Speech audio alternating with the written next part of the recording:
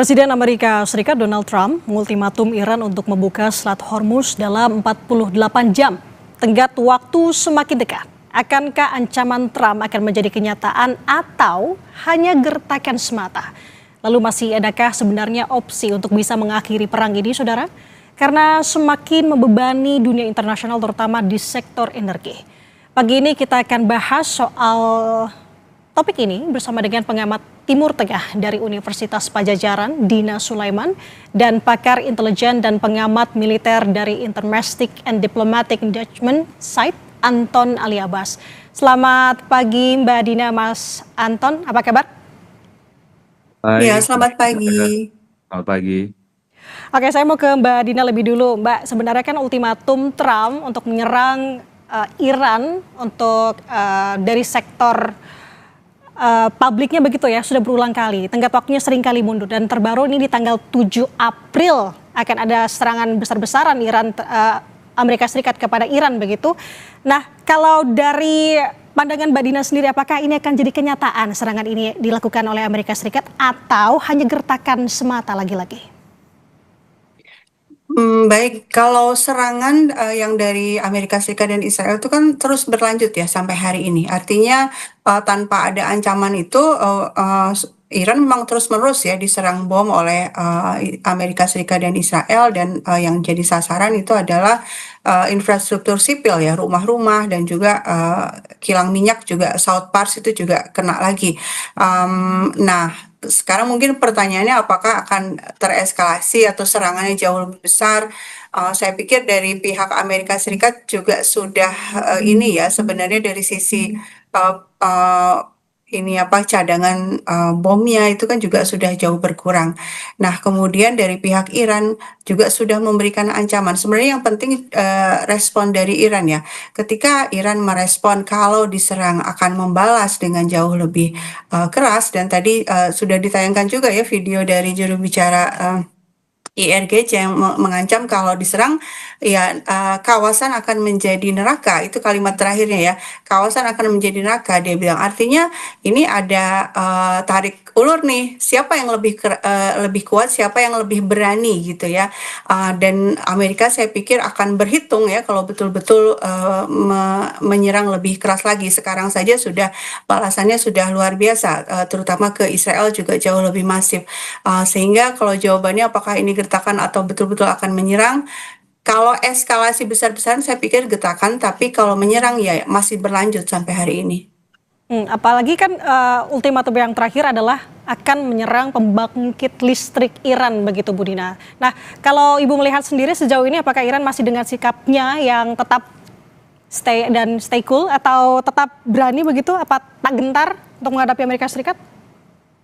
Ya, Iran sudah mengantisipasi hal ini ya, saya lihat karena kalau dari sisi pembangkit listrik itu juga tersebar.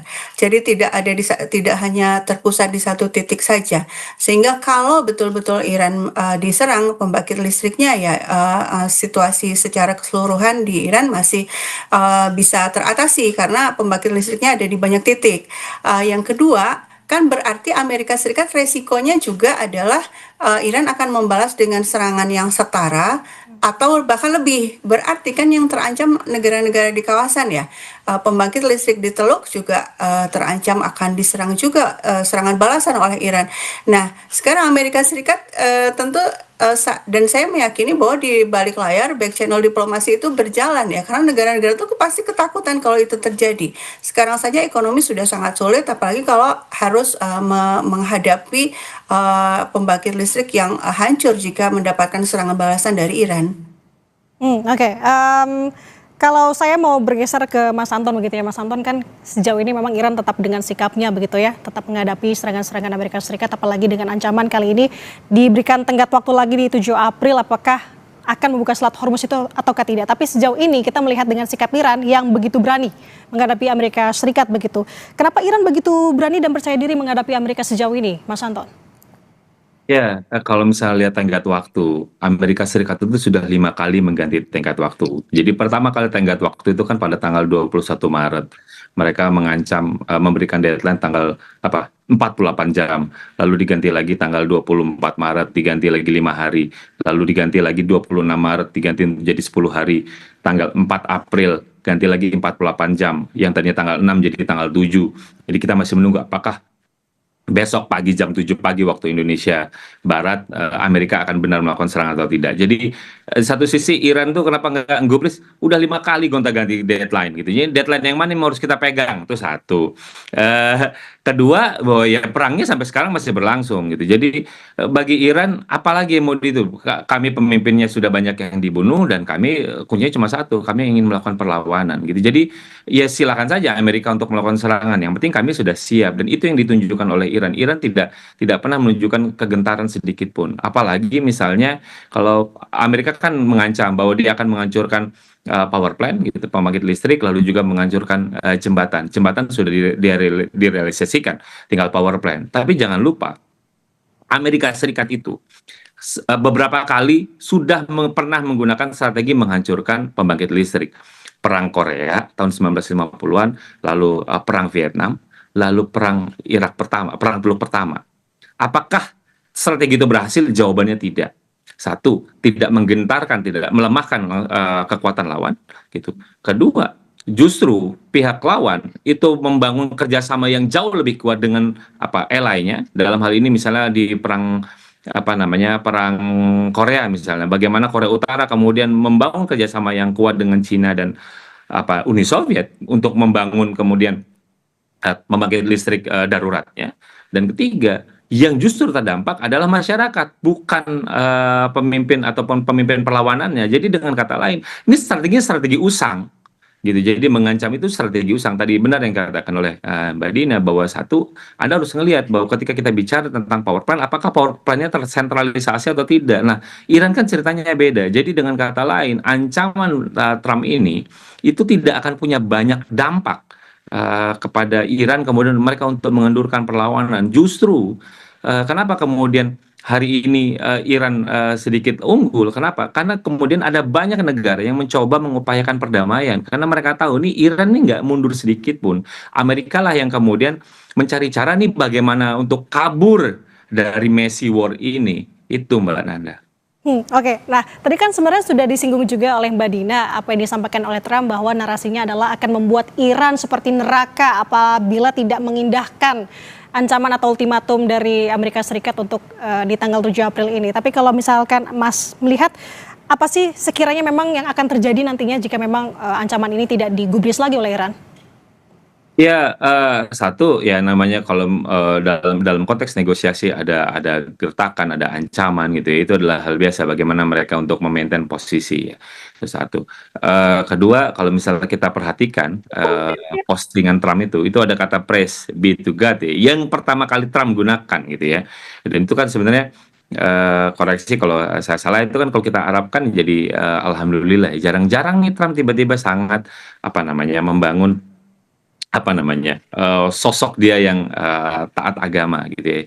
Itu diterbitkan ketika sedang Paskah dan dia sedang tidak di gereja gitu ya. Jadi ini kan menjadi menarik gitu postingannya. Apalagi kemudian Menteri Perang mereka Pete Hegseth juga kemudian menyitir ayat-ayat dari kitab suci, bagaimana bahwa perang ini adalah perang suci. Itu yang banyak ditentang oleh publik Amerika Serikat. Jadi bagi saya sih Iran sejauh ini tidak mendengarkan itu. Apakah memang jadi hell?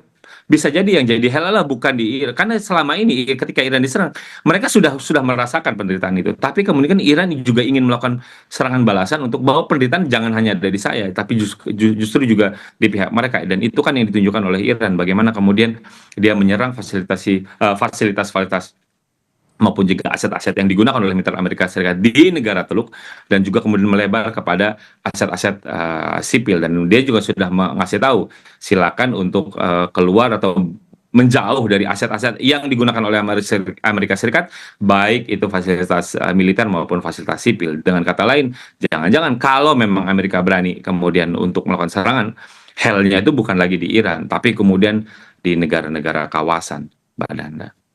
Oke, saya mau ke Mbak Nina. Mbak Dina, kalau melihat dari ancaman ini, apakah Mbak melihat sebenarnya ini merupakan strategis dari Trump sendiri untuk bisa memperluas lagi serangan daratnya, atau seperti apa, Mbak? Ya, dalam perang yang namanya cywar atau perang psikologi, dua pihak saling memberikan pernyataan-pernyataan keras, ancaman, yaitu sangat biasa dan ancaman dari Trump itu sudah berkali-kali ya selama ini, tidak terhitung lagi berapa kali dia memberikan ancaman-ancaman yang sangat keras, bahkan dengan akhir-akhir ini dengan kata-kata yang sangat kasar gitu ya. Tapi kita perlu melihat situasinya secara menyeluruh. Yang diancam ini siapa, punya kekuatan seperti apa, sehingga kita kemudian bisa menilai ini ancaman kosong atau betul-betul memang mungkin untuk dilakukan. Nah, kalau dari pihak Amerika Serikat, saya pikir situasinya itu sebenarnya sudah betul-betul sulit ya, sehingga kalau saya melihat pernyataan Trump apapun itu, dan bahkan kemudian dia bahkan ini ya melanggar semua aspek diplomatik ya dengan menggunakan kata-kata yang sedemikian kasar memaki Iran, itu menunjukkan memang sudah putus asa gitu ya, sudah kebingungan ini dengan cara apa lagi bisa menyelesaikan perang ini, dengan cara apa dia bisa keluar dari Iran tapi wajahnya tetap terjaga. Citra Amerika Serikat sebagai negara dengan kekuatan militer terkuat di dunia kan itu yang banyak dikatakan orang ya, karena dana militer per tahunnya juga sangat besar sampai 1 triliun dolar per tahun ya, dan persenjataannya dikabarkan sangat canggih. Tapi ternyata kita melihat bagaimana Iran yang sebenarnya itu dari sisi budget militer itu sebenarnya jauh di bawah itu ya, hanya sekitar 10 miliar US dollar per tahun, bisa gitu ya dengan kesederhanaan ini ya, kecerdikan dan juga sederhana dari sisi murahnya ya. Jadi ternyata yang namanya perang tidak didasarkan kepada kekuatan yang sophisticated sedemikian rupa seperti yang dimiliki Amerika Serikat, tapi justru dengan banyaknya amunisi dan kecerdikan dan resistensi bertahan meskipun diancam sedemikian rupa, tapi dengan memperhatikan semua variabel yang ada, semua leverage yang dia punya, Iran tetap bertahan. Nah, sekarang ini kita lihat bagaimana narasi dari Amerika Serikat itu, baik Trump maupun Menteri Perangnya itu lebih ke ini ya, berusaha menciptakan citra bahwa Amerika masih kuat.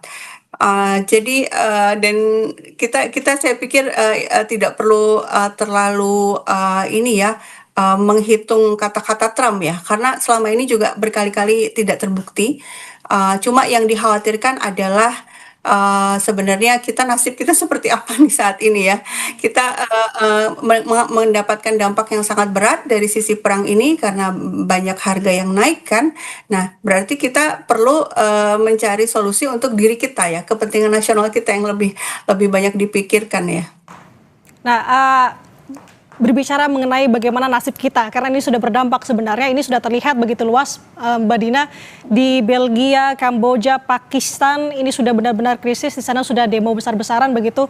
Nah, kalau Mbak lihat sendiri, jika memang posisinya untuk dua negara ini, dua kubu ini tetap bersikukuh dengan sikapnya masing-masing, apa dampak yang bisa kita rasakan worst case-nya, Mbak Dina? Yang jelas tentu harga minyak dunia naik ya, dan kalaupun kita misalnya punya alternatif misalnya untuk mencari minyak dari negara-negara lain, tapi ini kan harga minyak global itu ya naik sudah gitu ya, artinya ya pasti semuanya akan naik. Nah, belum juga kalau kita berhitung soal ini ya, produk-produk lain yang sangat kita butuhkan, misalnya bahan dasar pupuk itu kan juga lewat Selat Hormuz ya, dan misalnya urea dan gas-gas yang lain itu kalau harga pupuk di dalam negeri mahal, artinya apa? Ya pertanian kita terganggu, dan kemudian kita impor pangan juga. Ketika harga global pupuk mahal, berarti juga harga pangan dunia juga terdampak, akan naik. Berarti kan kita juga harga-harga pangan naik. Lalu ya artinya ini akan jadi efek domino yang semuanya akan membuat kita kesulitan. Nah, berarti solusinya adalah kita memperjuangkan ini supply-nya supaya kita tidak terhambat. Kalau kita lihat bagaimana negara-negara lain itu mengambil solusi masing-masing, ya artinya ya sudah pikirkan kepentingan kita sendiri, itu adalah kan pendekatannya langsung ke Iran ya. Ya, bahkan negara Eropa pun juga mendekatinya langsung ke Iran. Apa itu? Karena memang Iran tidak menutup Selat Hormuz secara full. Dia hanya menutup kapal-kapal yang jelas-jelas milik Amerika Serikat atau Israel atau yang mendukung Amerika Serikat dan Israel. Ya berarti kita perlu melakukan pendekatan langsung kepada Iran dengan menyatakan kita tidak mendukung agresi Amerika Serikat dan Israel dan kita menghormati hak Iran untuk melakukan pembelaan diri. Dan ini sudah ditunjukkan oleh beberapa negara ya, akhirnya berhasil lewat ya, Malaysia, Thailand, kapal-kapalnya berhasil lewat setelah melakukan pendekatan langsung dengan Iran. Saya pikir ini langkah mitigasi yang paling bisa cepat, paling bisa cepat dan efektif untuk dilakukan sesegera mungkin. Oke, itu dampak yang kita rasakan termasuk juga di Indonesia tentunya. Tapi kalau kita bergeser melihat dari kondisi Amerika Serikat sejauh ini, kita bergeser lagi ke Mas Anton. Mas Anton, ini kan pendanaan perang Amerika Serikat cukup besar ya, bahkan meminta pendanaan lebih lagi untuk melawan Iran. Sejauh ini Anda melihat bagaimana sebenarnya kesiapan dari militer Amerika Serikat, apalagi dengan ancaman ultimatum yang terakhir ini? Jangan lihat itu dulu. Sebelum lihat itu dulu, kita lihat dulu apakah Amerika untung atau rugi dalam perang ini. Anda bisa cek bahwa data dari eh, ekspor minyak Amerika Serikat pada bulan Maret itu justru meningkat cukup dalam. Ke Eropa misalnya naik 27%, ekspor ke Asia naik 2 kali lipat, lalu bahkan ekspor ke Afrika itu mencapai 160% kenaikannya. Jadi Anda bisa bayangkan bahwa di satu sisi Amerika juga cukup dapat untung ketika ada krisis minyak seperti ini. Itu satu. Kedua, bahwa kalau ngomong kesiapan, sejauh ini kalau kita bicara tentang global, Amerika di atas rata-rata. Bahkan kalau kita lihat di akumulasi ya, even ada Cina, ada Rusia, Amerika tetap unggul di mana-mana. Itu satu. Jadi kedua, Amerika tidak punya problem dengan apa namanya kemampuan militernya. Sekalipun misalnya dalam beberapa hari terakhir ada pesawat-pesawatnya yang dijatuh ya dan juga menjadi korban dari perang ini. Tapi sejauh ini Amerika tidak punya problem kalau misalnya dia ingin apakah kekuatan militer dia turun atau tidak? Jawabannya tidak. Gitu. Problemnya adalah kalau itu digunakan untuk melakukan serangan darat kepada Iran, apakah itu bisa atau tidak? Jawabannya bisa. Tapi apakah itu berhasil atau tidak, atau efektif atau tidak? Jawabannya belum tentu. Kenapa? Karena tentu saja itu membutuhkan sumber daya yang besar. Sementara Amerika Serikat itu juga punya perhatian pada banyak banyak tempat. Belum lagi kita bicara tentang Rusia, Ukraina, kita bicara lagi misalnya tentang di Indo-Pasifik, gitu ya. Jadi dia punya perhatian yang banyak di global ini, sehingga mau tidak mau dia kemudian harus bisa mendistribusikan perhatiannya itu tidak hanya pada satu medan laga saja. Ini yang Amerika tentu harus banyak kalkulasi, walaupun juga misalnya dari pemerintah tetap mengusulkan untuk permintaan anggaran kepada Kongres untuk mendanai perang ini gitu. Dan mereka juga sedang melakukan simulasi apakah misalnya perang ini juga bisa didanai oleh negara-negara teluk, yang negara-negara teluk tentu saja bergantung pada mereka. Ini kan juga sedang mereka exercise. Mungkinkah itu kemudian negara-negara teluk ikut menyumbang anggaran ini, karena memang ketika bicara tentang anggaran perang kan sangat sangat besar gitu. Jadi kalau di sisi Amerika, kalau mereka dapat untung, kesiapan militer mereka masih tetap tinggi, tapi problemnya kalau ketika mereka ingin melancarkan operasi darat, ini yang tentu harus dihitung sangat cermat. Strategi seperti apa? Apakah memang misalnya ultimatum itu akan dilakukan, apakah itu efektif atau tidak, lalu misalnya untuk pasukan seberapa banyak, tempatnya di mana, dan lain-lain, berapa lama, apakah memang bisa misalnya 2 sampai 3 minggu itu selesai, habis itu kabur gitu, apakah itu bisa menyelamatkan muka Trump, atau justru nanti malah membuat buruk performanya, terutama untuk menghadapi pemilu di akhir tahun ini. Itu yang kemudian kalkulasi-kalkulasi seperti itu memang penuh diperhatikan oleh Trump, karena dia dalam posisi dilematis. Di satu sisi ingin mengklaim bahwa dia dapat kemenangan, tapi kemudian kemenangan strategisnya sampai sekarang masih belum dapat.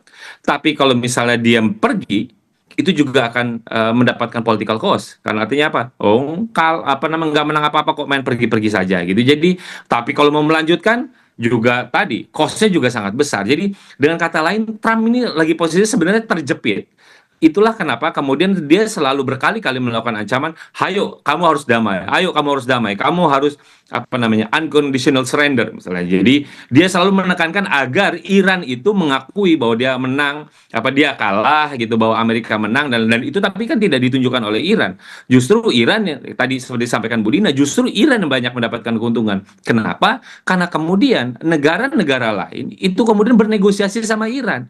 Yang tadinya Selat Hormuz itu kan tidak pernah dipalangin gitu ya, tidak pernah. Iran hanya sedang mengganggu dan menunjukkan eksistensi. Tapi pasca perang ini justru negara-negara lain itu mengakui bahwa ketika kita bicara Selat Hormuz itu ada kedaulatan Iran. Karena itulah kemudian kita negara-negara itu harus bernegosiasi langsung dengan Iran.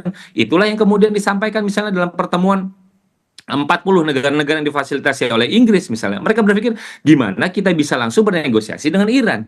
Bukan bernegosiasi dengan Amerika Serikat, bukan bernegosiasi dengan Israel. Jadi dengan kata lain, bahwa ketika kita bicara tentang perang ini, apakah Iran mendapat keuntungan? Sedikit bilang, iya.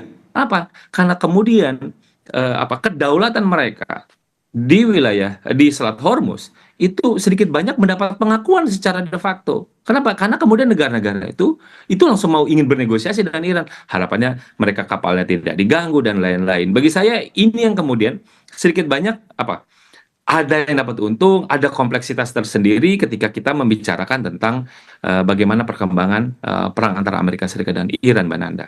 Nah, oke, ini menarik Mas Anton, apalagi membicarakan mengenai posisi Trump yang terhimpit saat ini.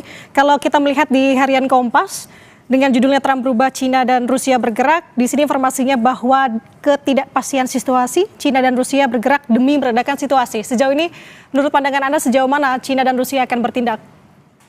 Ya, benar bahwa di satu sisi memang ada proses upaya perdamaian yang difasilitasi oleh Pakistan, Mesir dan Turki.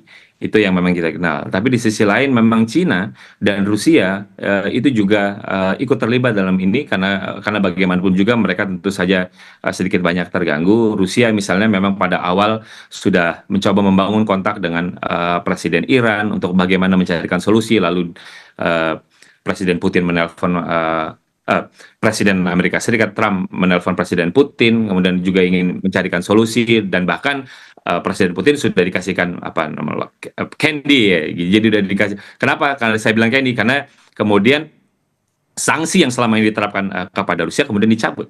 Gitu. Jadi memang dan juga Cina juga demikian karena bagaimanapun juga Iran gitu. Itu kan ally-nya adalah Rusia dan Cina. Jadi mau tidak mau ketika bicara dengan Iran, semestinya juga harus bicara dengan ally-nya. Kenapa? Karena ally-nya satu itu udah lebih besar. Kedua, dengan ally-nya itulah kemudian Iran bisa sedikit banyak diyakinkan. Karena bagi Iran, posisi mereka kan lemah ya. Jadi ketika kita bicara perang asimetris, ini yang besar sama yang kecil. Yang kecil ini kan cuma butuh jaminan. Iran itu kan simpel ketika dilontarkan soal 5 tuntutan dari Iran tuh. Yang kedua hal yang pertama sebagai kondisi adalah satu serangan berhenti, kedua masa depan itu tidak terjadi lagi gitu. Nah, Iran cuma butuh assurance. Jadi Amerika mau nggak itu memberikan jaminan bahwa ini tidak dilakukan lagi. Tapi kalau Amerika ngomong ke Iran bisa jadi bisa bohong-bohong saja gitu. Jadi bisa kemudian ditepis. Tapi karena itulah kemudian peran dua negara ini menjadi kunci bahwa Amerika itu berjanjinya bukan sama Iran, tapi memberikan garansinya kepada Cina dan kepada Rusia bahwa ini tidak akan dilakukan lagi.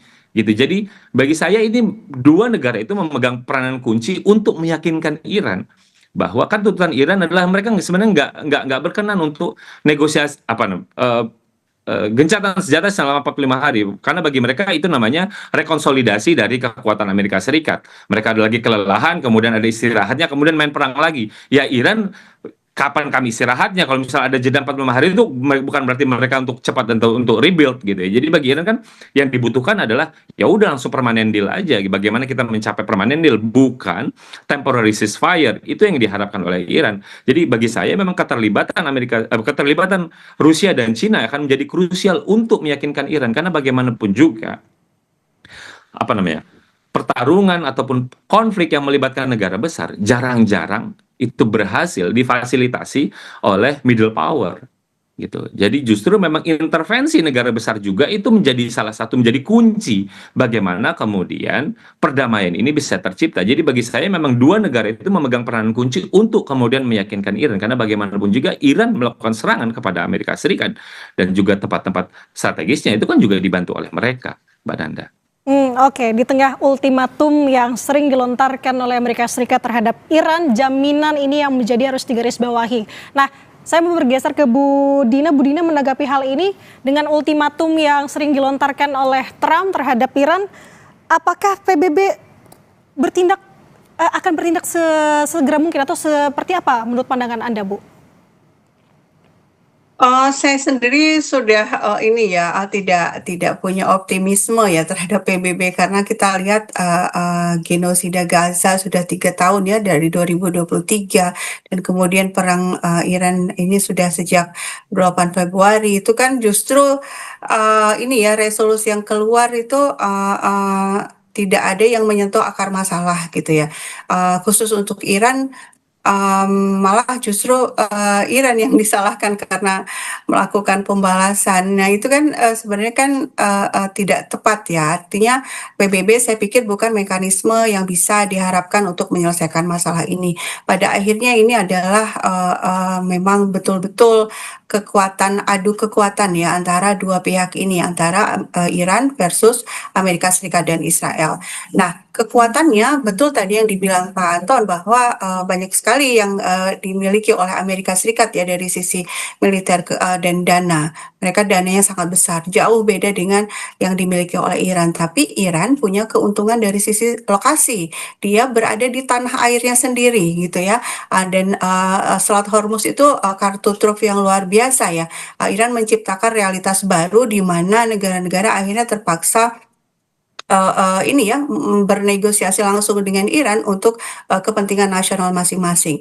Nah kemudian, dari sisi, Amerika Serikat sendiri, Amerika itu datang ke kawasan, jadi dia tidak berperang di, tanahnya sendiri. Artinya ini ada kesulitan dari sisi logistik juga. Memang cadangannya masih banyak, tapi perlu waktu untuk didatangkan. Dan, pangkalan militer Amerika Serikat di kawasan itu ada sekitar 15, 13-nya itu sudah rusak, baik sebagian maupun, lumpuh, semuanya gitu ya. Ini sudah diakui oleh New York Times juga, oleh media Amerika Serikat juga.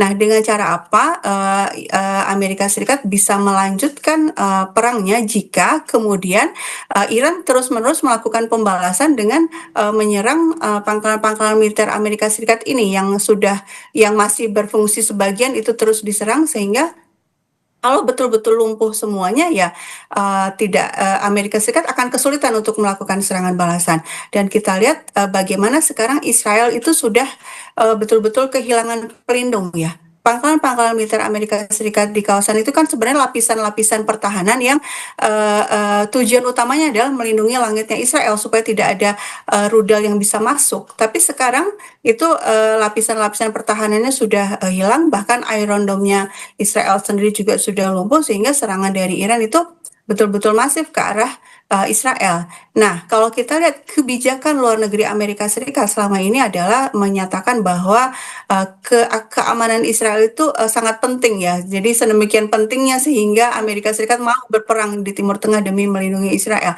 Nah, kalau, Israel juga di dalam negeri sekarang kita lihat bagaimana, orang-orang itu, berdemonstrasi sangat masif ya warga negara Israel karena apa? Merasakan ketakutan yang amat sangat atas serangan-serangan Iran dan juga kerugian-kerugian besar sehingga mereka juga menekan, pemerintahnya. Dan kemudian juga, demonstrasi di dalam negeri Amerika Serikat yang merasakan sendiri dana yang seharusnya untuk kesejahteraan rakyat kemudian dipakai untuk perang. Nah ini kan menunjukkan bahwa, variabel perang sekarang, tidak terbatas dari sisi, senjata saja atau ekonomi tadi yang Selat Hormuz, kartu truf, tapi juga, rakyat di, negara-negara yang terlibat. Kalau kita lihat rakyat Iran justru sangat solid untuk mendukung pemerintahnya, tapi kita lihat negara-negara di Amerika Serikat, Israel, rakyatnya dan juga di negara-negara Teluk sekarang sudah bergolak juga karena mereka tiba-tiba merasakan sulitnya hidup ketika ada perang ini. Nah, ini saya pikir variabel-variabel yang akan mendorong kemungkinan untuk terjadinya penghentian perang yang diinginkan Iran, betul sekali tadi kata Mas Anton, yang diinginkan adalah penghentian perang, bukan gencatan senjata. Nah, jaminan untuk menghentikan perang ini tidak bisa diberikan oleh PBB. Ya, tadi kan pertanyaannya di awal soal PBB. PBB tidak bisa memberikan jaminan, jaminannya adalah Oke. Amerika Serikat keluar dari kawasan. Oke. Oke, kita akan lihat bagaimana akhir ultimatum besar Amerika Serikat ke Iran kali ini, Bu Dina, dan bagaimana Iran dengan sikapnya akan menyikapi. Terima kasih, Dina Sulaiman, pengamat Timur Tengah dari Universitas Pajajaran, dan pakar intelijen dan pengamat militer Said Anton Aliabas sudah berbagi perspektif bersama kami di Sapa Indonesia Pagi. Sehat selalu. Ya, terima kasih Mbak Nanda. Tenggat makin habis dan bagaimana dengan status Selat Hormuz yang belum terbuka? Apakah akan ada lagi gertakan-gertakan lain? Kita akan membahasnya usai jeda. Tetaplah bersama kami.